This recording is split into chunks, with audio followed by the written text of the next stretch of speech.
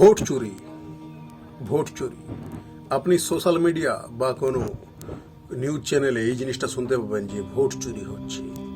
Vote চুরিটি প্রথম ধরে থাকেন রাহুল গান্ধী, যিনি কংগ্রেসের একজন নেতা, আগামী দিনের প্রধানমন্ত্রী যদি কংগ্রেস ভোটে জিতে থাকে।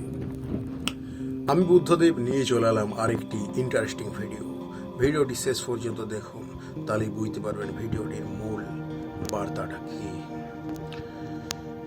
এমন কিছু তথ্য ফাঁস হয়েছে যা থেকে জনগণ সাধারণত বিব্রত।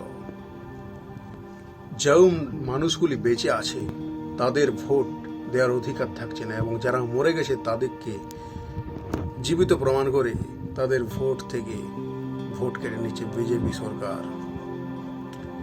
ভোটটা কেটে নিয়েছে প্রচুর পরিমাণে, তাই মানুষ খুবই রাগান্বিত হয়েছে। মানুষ বুঝতে পারছে না তারা কি করবে। অনুরাগ ঠাকুর এটি নিয়ে তদন্ত করেন এবং এর প্রমাণ হাতে গরমে পেয়ে যায়।